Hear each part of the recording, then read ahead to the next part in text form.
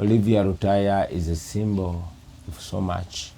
It's a symbol of a Ugandan, a desperate but determined Ugandan. Because I am the leader of that team. Okay? In that parade where they say Olivia was, I was the head. Okay? They say she put on a beret, so therefore she put on a military uniform. I put on that beret every day. Okay? But they arrest everybody around me, apart from myself. Hey, ladies and gentlemen, explain that.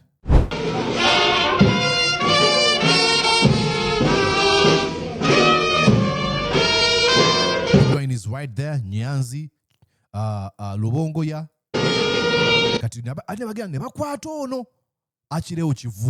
My father said there's more politics in the music industry than in the parliament. Forgive them, Father. Then I tell myself, forgive them, Father. They don't know what they deal with. Understand them. Some are speaking out of an empty stomach, and others out of an empty head. Some are speaking out of an empty stomach, and others are speaking out of an empty head.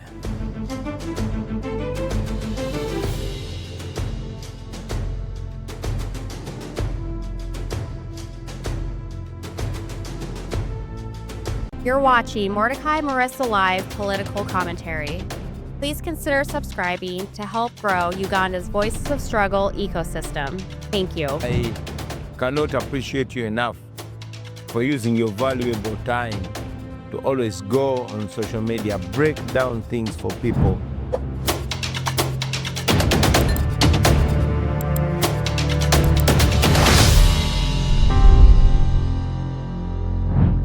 And yes, indeed, okusinzira munda mu ggwanga ali United States of America, ogamba otya okansubire nti oli bulungi nze Mordecai Marissa, nkwaniza ku mukutu gu Mordecai Marissa Live. Yonna gy'osinzira okubeera ng'ogoberera nkwebaza nti webale nnyo webalire ddala. Thank you so much. Gw'omujja nkugamba nti welcome aboard to Mordecai Marissa Live Community. Wale yawandise mu comment section n'agamba ekigambo kiri community. Tolina kwogera T, si community oba community. Community. Ne baana mmwe amalala gajja kubisa omuntu oluyi. Community. So gw'omujja nkwebaza. Tuli ku mission yaffe y'okweza abantu emitwalo enanga omwezi guno tegunaba kubeera nga gugwako. Gubulako ennaku mmeka 6-7. Wateekeddwa okubeera ng'oyamba okubeera nga tukikola. Ate jjukira olwaleero tuli Kawempe National Unity Platform, Presidential Candidate Bobi Wine ali mu Kawempe. This is your go-to place for the updates. Ebiri mu rally. Oba rallies. Bobi Wine zali mu kuba. Weetegeze tusimbule.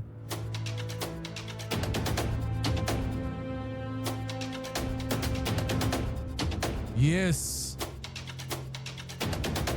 Wano tunyumirwa nga bwe tukola. Kakawa. Katujukiza ki? You are doing great, sweetie. Kitegeeza nti bannankyukakyuka mukola bulungi. Alo.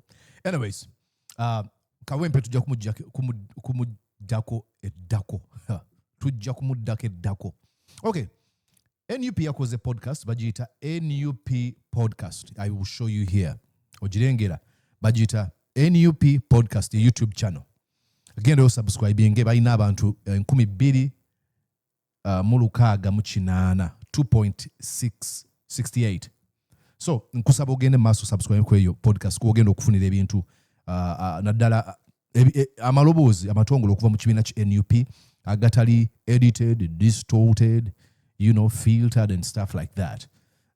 So yep, it's a wonderful conversation. Bonabo nyumiddwa bino ojja kuwandiika wansi ogambe Marissa twetaaga part 2 nengenda kuwa babadde atuuse ng'ayogera ku Olivia Lutaaya n'ebisango bye bamuteekako. I have immense respect and admiration for Olivia Lutaya. What did he have to say? Listen here. On a chilling, I don't know if, I'm sure you have, and for many people it has been disturbing. There's a picture of Olivia Lutaya seated I think it was at court. Yeah. And for many, it's a story that's very emotional. Her story having been arrested on the swearing in death of the president in the last election, being in prison for about 4 years. She joins your campaign trail and she's once again arrested. This is a lady who you would say is not the most fortunate to have finished university, but she's just doing her bit to to contribute to her nation, to have a better country. And she has had to pay the ultimate price. I don't know. Not yet the ultimate price, and I pray she never has to pay the ultimate price, but Olivia Rutaya is a symbol of so much. It's a symbol of a Ugandan, a desperate but determined Ugandan. Yeah. I've made a comment, and I'm sorry for pausing here. I've made a comment inti mpulira abantu bwe batera okujja ku mukutu Mordecai kati wafuuka foot soldier. I usually laugh, and 99% of those folks who actually say those kind of things are people who admire my past life and probably my present life. Kati, who has to care? So bajikwesango oba talking point mbo okunzikakanya. Yet to me, I'm like, how I wish I was like Olivia Lutaaya. But because I cannot be like her, she is a separate person. Ainendowooza ye ayina byakola. Nesinga obuvumbwe bwalina nange bwe nina foot soldier. Oyo. Wagamba oli foot soldier. How I wish I was like a high tower. Omuntu agenda mukomera nga smilingira abamusibye. Do you know what that really means? Many of you would be screaming and regretting why you did what you did. But even when she's behind bars, ngenda mukulaga ebigambo bya Uganda, and you let me know. Gwe mukubutabira foot soldier gwayagala okujirega. Can you have the same courage, Olivia Rutaya Jalina? No. So let nobody ever gaslight you. Katuwafuka foot soldier. First of all, they don't even know the origin of that word, what it really means, and what it entails. Olivia Rutaya defines a Ugandan young adult that refuses to be defined by anybody else other than herself. Olivia Rutaya yemu nam Uganda omutonga bw'agambye nti agaana omuntu okumunnyonnyola oba okumubuli okumuteekako ekyo ekintu okuvaayo amunnyonnyole nti Olivia Rutaya y'ono no ayagala kwennyonnyola. Despite nga bw'omulaba simanyi omulaba ku interviews gye twakola obukkakkamu bw'alina ng'oyogera naye kyokka bwe buvumu bwenkanankana n'obuvumu bw'akozesa ng'alumbiddwa abamenyi b'amateeka. Like two forces are supporting each other, yin yang. Two forces mu bukkakkamu ate mwe muli obuvumu, mu buvumu mwe muli obukkakkamu. Bibi defining ye. Kyokka buli kaseera akugamba nti embeera enneetoolodde tegenda kunzikiriza kubeera nga ndi munyiika buli kaseera. She's always smiling and jolly. By the same time, hard working as hell. And I have so much respect for Olivia Lutaya. Olivia Lutaya suffered 4 years of imprisonment, for no reason whatsoever. But because the regime wanted to create fear, now she has been taken back again. Imagine that. Regime ekwata Olivia Rutaya tekewo okutiisa abantu. Only for Olivia Rutaya okuva mu komera nasanga abafoot soldier beyongedde. Only for Olivia Rutaya okuva mu komera nasanga nga Bobi Wine bwagenda mu district yagendamu waliyo bafoot soldier baayo abamulindiridde. Like I played you the story ya Mama Lina Zedriga. Alinda Bobi Wine ku bridge emutwala mu West Nile namukwasa abafoot soldier baayo. So what do you think goes through the mind of Olivia Rutaya? Have you been able to break her resolve? Absolutely not. I don't understand. Muntu kyawandika script zaba n'abantu, but do they have a script webanga it is a complete disorder nga yevuga Museveni? And the regime knows, because I am the leader of that team. Okay, in that parade where they say Olivia was, I was the head. Okay, they say she put on a beret, so therefore she put on a military uniform. I put on that beret every day. Okay, but they arrest everybody around me apart from myself. Hey, ladies and gentlemen, explain that. Explain that, because you cannot say nti bamuyitaani oyo Felix Kulaije kulimba bulungi boring lies naye erinnya lyoyinza okugamba Kulaije bwe yeyita yalooza alimba bulungi nti osiba bonna baneeno abaali ku parade kyokka nga eyagicommissioninga eyagisupervisinga ali bweru. People power eyambala ebyambalo by'amagye naye atwabakutte engatta ezo azambala buli lunaku ku campaign trail ayambala overalls ezo ayambala beret. When are you arresting him? Now, to the charlatans, opportunists, self-seekers, and shallow-minded folks, bajagamba kati Bobi Wine ayagala bamukwate. No! He's trying to say, do not apply, do not be selective in the application of the law. If you really believe that Olivia Rutaya committed a crime, musango muitachi, illegal drilling. Okay? Illegal drilling. Yambala beret, ayine byokulwanyisa. Bob, let me show you here what Bobi Wine is trying to say. Let me show you. I got something here for you. I got news for you. Big fan of music. So, toga mulisa ngo tabuse. Okay, watch here. Eno ye parade jebogerako. Echibaita illegal drilling chibagamba. Now, Bob Giant onali wano Bobi Giant ali mukomera olwa chino kyali akola. Nyanzi Fred Nyanzi ali bweru. Now, opportunity bajja gamba gwe futsoja bajja kukwata Nyanzi yali bweru ne Bobi Wine ali bweru lwaki babakwata. Then how does that become a blame that should be sent to Bobi Wine? Like ichinyonyole. Bobi Wine kati agambe munkwate bana inzuno agule empingu azesibeko afuna abantu musindika bamutwale ku police. Kwanga Bobi Wine teyekwata yabagamba nti mba mukwata abo nga mbagamba mubanenyiza kino nange munkwate. There's no explanation. Uya ayimba Nyanzi Fred.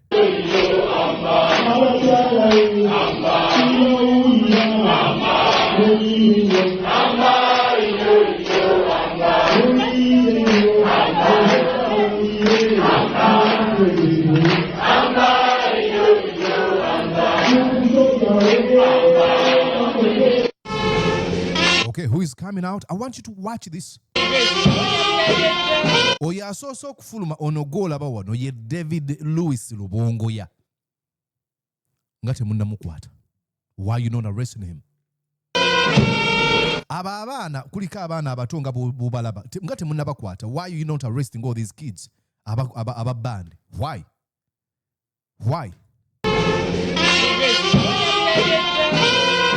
Obulaina fulumane Babi Kyagulanyi amulira nyo wano ye David Louis Lubongoya. Olivia Rutaya bazzo musango bani bonna bemukwata illegal drilling. When are you arresting these leaders?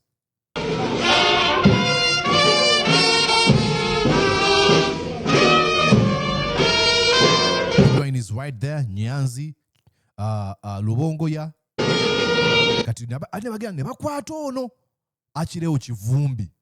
Tukwate akireo kivumbi.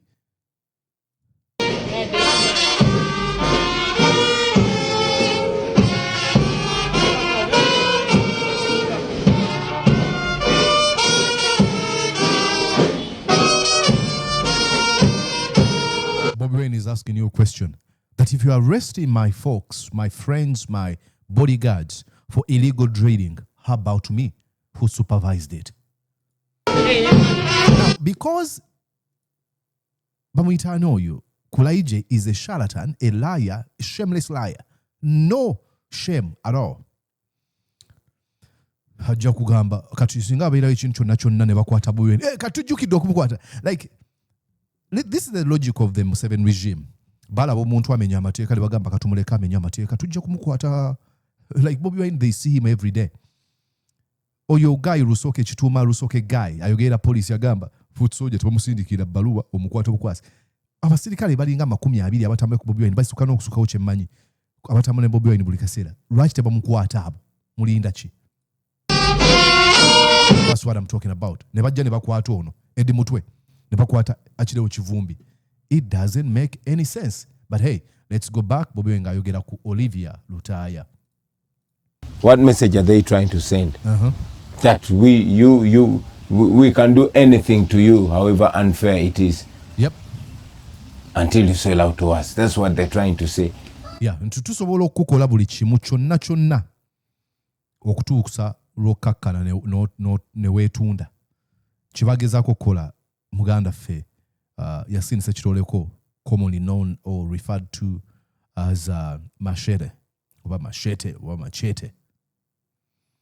Nti tusobola okubreakinga paka lw'ogamba muvuddemu kkiriza emisango babbala mu kibagamba abantu gwe kkiriza emisango gino. But again, this exposes them further as cowards, Kiraga obutiitiizi, yes, as a scared regime, okutya okw'obufuzi bwa Museveni, as an immoral regime, empisa tebalina mpisa yonna, as a regime that has no respect whatsoever to the rule of law. Omujiji ogw'obufuzi ogutalina kitiibwa wadde okufaayo ku nfuga ey'amateeka. But again, it projects every sign of a collapsing regime. N'ate kikulaga buli kabonero konna ak'obufuzi obwamusibira mu bbwa obuli mu kuggwa. Steep slope. Yeah. I know. Okay. Now, he went on wano nga bamubuuza nti abantu era kweyo ensonga baliwo abantu abagamba mbu Bobi Wine asibisa abaana b'abantu. Job description that Bobi Wine must wake up every day to do this. About this, why I start to think people start to get entitled. Bobi Wine must do this. He must do that. Why isn't he talking about this? Why isn't he doing that? And yet, like you've already said, everyone has a role to play. If Bobi Wine isn't doing it, you do it. After all, it's not a job description that Bobi Wine must wake up every day to do this and that. Where you sit, I want to understand what goes on in your head when you see this criticism. I'll tell you that one thing that I've learned to do this revolutionary work, you must disabuse yourself of emotions and sentiments. That's good to a certain extent, of course. I don't entirely agree with him, Kwecho. You should have emotions to a certain extent, when you want to employ that emotion of anger so that someone can understand you. But overall, you have to disabuse yourself with emotions overriding your logic all the time, because then you're going to be impulsive. But again, you must also be willing to understand the people from a forgiving perspective. There's this song I said back in the day, and it keeps coming back to me. It said, my father said there's more politics in the music industry than in the parliament. Forgive them, Father. Then I tell myself, forgive them, Father. They don't know what they deal with. Sometimes I also forgive myself because I didn't know what I was dealing with. But I'm learning with time that you have to disabuse yourself of emotion. You have to understand people and forgive them. For example, my family itself. Now, I love that. He's not going to go deeper into digging about this comment, but he says, my family itself. Now, we've had controversies. Balina bavayo simanya foot soldier. Bannemesa okulaba muganda wange. Oli Bobi Wine muganda wange. Kati awo olina okutegeerera. Who am I dealing with? You disabuse yourself of the emotion. Nogamba, ono muganda wange ayinza okuba tategeera bantu kye bandaba mukana akaseera. I love the fact that he says my family itself. Kubanga agambye atya? I had to understand them. Bategeera. Because to some people, to my family, I'm tata. Eri abaana ndi tata. My immediate family. To my extended family, I'm just a young brother. Abalala ate bandabanga muto waabwe. I'm number 20. I think I'm number 20 or 25 among my father's children. Ngazaala abaana bangi. Mwana 25. So coming from such a family, there are some expectations. Now, coming also to politics. I love the fact that he does that. Do you know how he just hints about it nagenda kuchirala? agambye nti ndi mwana wabiri mu bataano mu baana ba kitange. Mu bo ndi mwana oba muto nyina bakulu bange eri abaana bange ndi taata. Naye nteekeddwa okumanya gye bava. And you forgive them all. Bayinza okuba tebanategeera what people see. What brings out people to see me in numbers never seen before. Given the background where I come from, the sum of the politicians that believe that maybe it should be them, where yakatabo ino bategeera olwo bannabyafuzi bagamba nze ateekeddwa okubeera mu ekyo ekifo Bobi Wine kyalimu. Wala abantu abali balaba retired Dr. Kanochiza Besigye selfishly nga bagamba balaba n'emyaka gye bagamba kati alina emyaka emeka Besigye alina emyaka bwegiti omwaka bwe guti ajja kuba n'emyaka bwegiti kati awo ajja kuba takyaliwo kati nze ajja okubeera mu kino ekifo. We call them careerists. Bagoba bifo. Ladder climbers between bayita. Bo tebaagala kubeera mu kifo nga olw'enkyukakyuka bo bakirimu olwa status gye kimuwa n'okukyusa obulamu bwe ng'omuntu. Kati bo balaba Bobi Wine tebamulaba nga muntu ayandyagadde okukulembera akyuse eggwanga. Bagamba nze alina okubeerawo, nze alina okufuna attention eyo. I'm standing to take the honor but not to take the responsibility and the pain.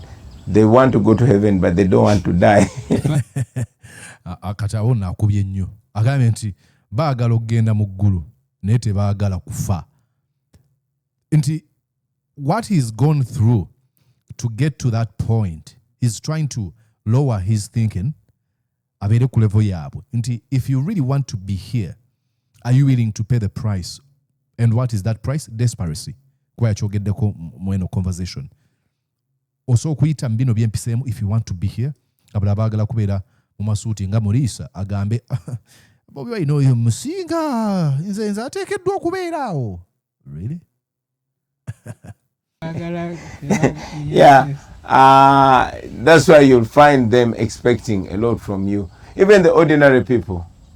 I mean, I'm one of those people that we used to tell Dr. Besigye to run them and fight for us. We are supporting you. And, the day Dr. Besigye said, no, we are not picking up guns. Yeah, but Besigye bagana okwata emmundu. Bobi Wine bagamba tuwe emmundu. Ne wano bannayuganda we bali. Bagamba wakiri tutingane. I don't buy that. We are going to push the non-violent way. I was younger and I knew less. So I was angry and said, but we supported you because you're a colonel. Why don't we just give us guns and beat that guy? So I was thinking in a certain way.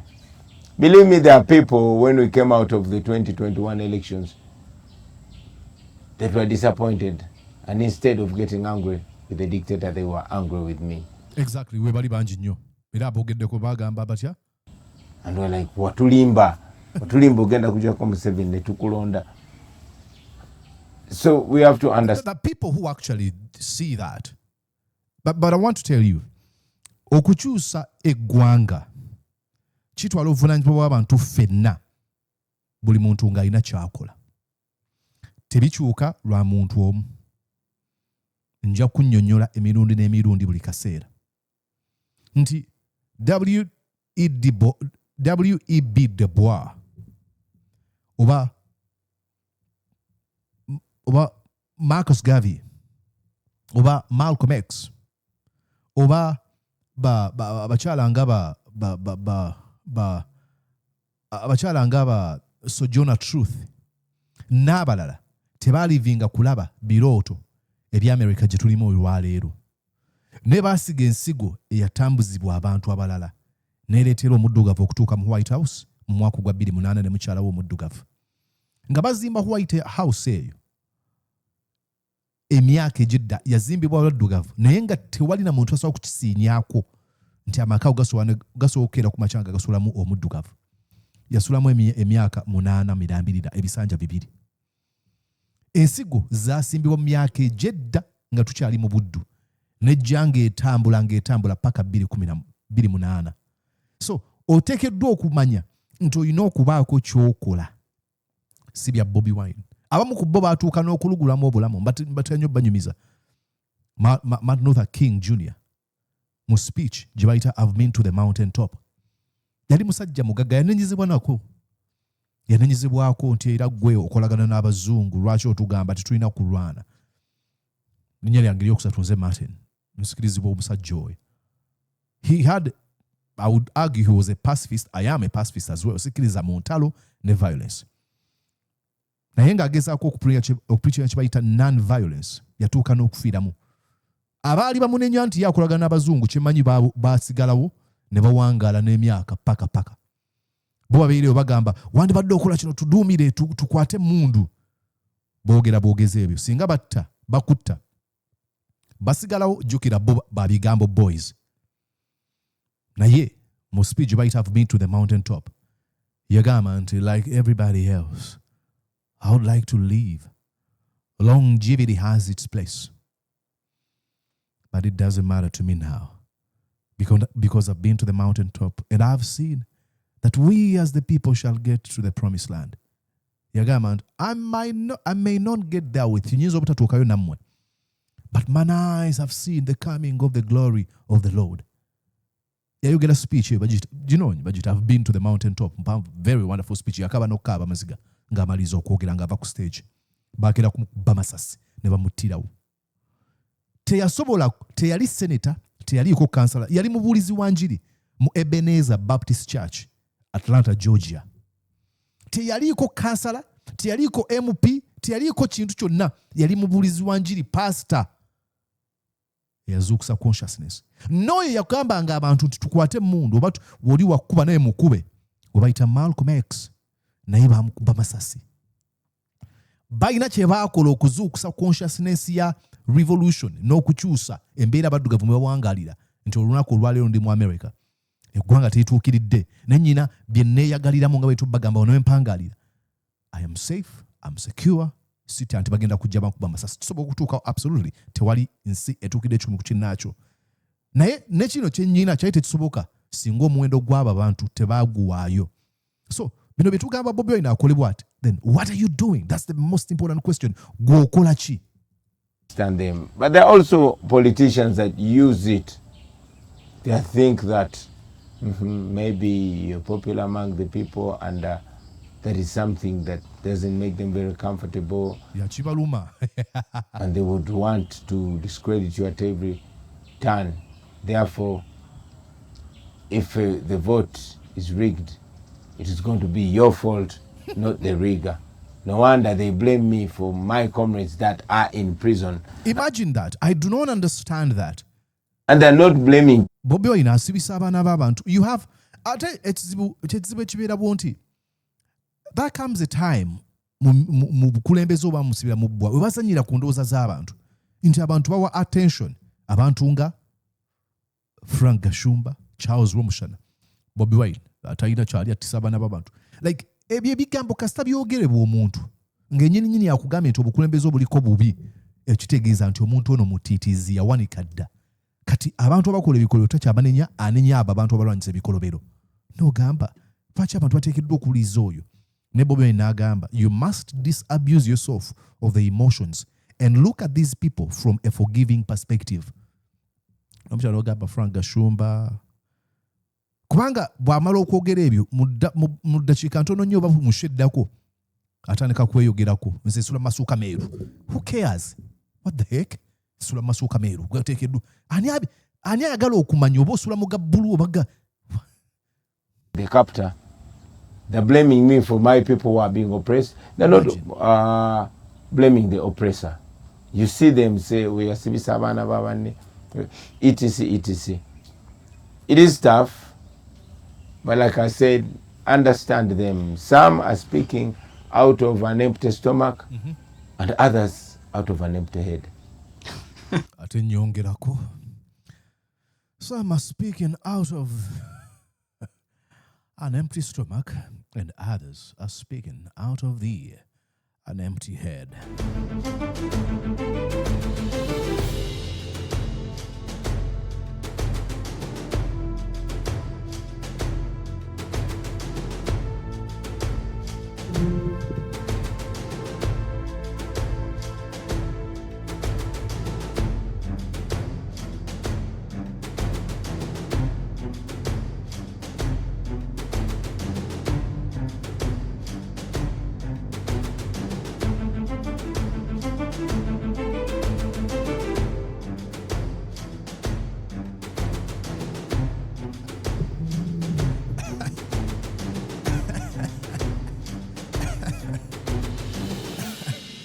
ndozo chitegedde songerako.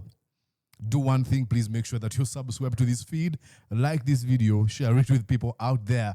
My name is Mordecai Borisa, sikubulidde bitibwa byange omuteeketeeke omugalatia ow'ekitiibwa VIP. Naye lwakuba basemba kuntuuza mu mizindaalo wali ekibuli. Kawempe today. Let's go. See ya.